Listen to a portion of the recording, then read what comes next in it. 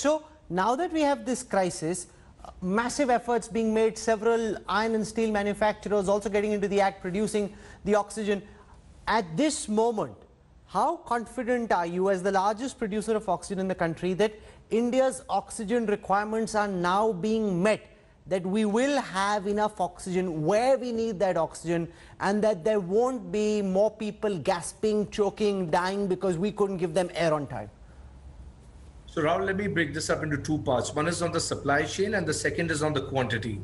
I'm fairly confident that we finally fixed the supply chain with the help of the Indian government and the state governments working together, whether it's on the Oxygen Express on rails, using the Air Force to transport the empty tankers back, or dedicated corridors to move the oxygen tankers on the road.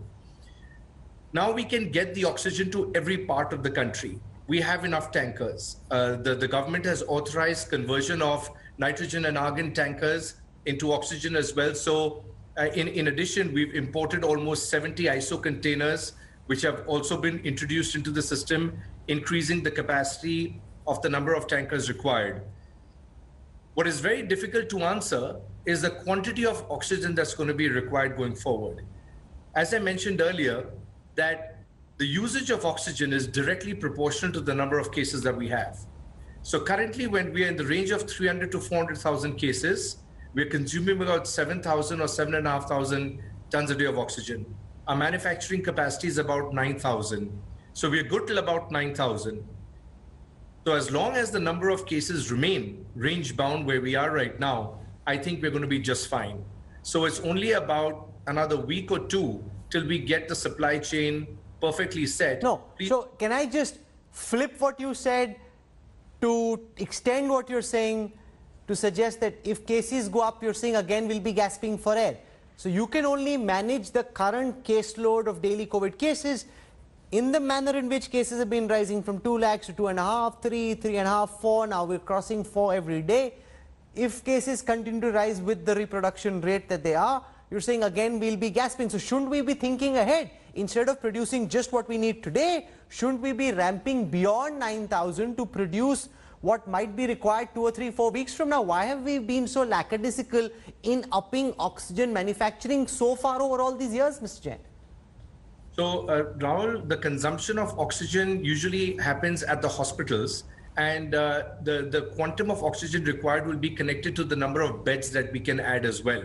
So, while it's directly proportional to the number of cases, the oxygen has to reach the patient at the hospital. So, if we plan ahead to add the number of hospital beds as well, that's something that we should certainly be looking at. In addition, the government has already ordered almost about 500 small oxygen plants, which they're going to be putting up at the respective hospitals. And I think this was planned 6 months ago, and it is currently under execution. And hopefully over the next couple of months, those small plants should also come into the hospitals, thereby reducing the pressure on the requirement of the high purity liquid medical oxygen, which is what we move all over the country. So I think the government did look ahead 6 months ago, and we have to keep planning. We are in the process of importing more plants. Us as Inox Air Products, we've announced an investment of 2,000 crores. We're putting up 8 new liquid oxygen plants in different parts of the country, which will come up within 12 months to 24 months from now. So I think everybody is doing their best at this stage. You've been pulled up in the Delhi High Court, personally and institutionally, where the judges have felt that somehow, for some reason, the capital's oxygen supplies haven't been fulfilled despite the explicit instructions. Why is it that in the capital, the courts and the government kept asking for oxygen, but we weren't able to get oxygen in on time, sir? So just to clarify, Rahul, the job of the allocation of oxygen in the country is done by the center, by the empowered group of secretaries 2, which is the EG2. Now, once the EG2 allocates the amount of oxygen that each state needs, it is then up to each state to mobilize the resources to go and collect the oxygen or speak with the manufacturer to have the manufacturer deliver the oxygen to the state. So what's happening in Delhi right now is because this ramp has been absolutely vertical. It takes time for everybody to come to terms with what's at hand, what's at stake.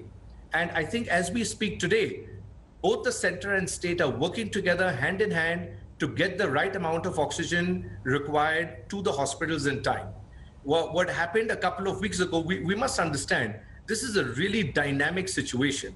It's very hard to, to deliver oxygen overnight, thousands of kilometers apart and get that supply chain going. As I mentioned earlier, an analogy is, let's imagine there were only 70 locations where petrol was available in India, but the demand for petrol is all over the country. Now, it takes time to mobilize the resources to move that fuel all across India, and that's the same issue with oxygen.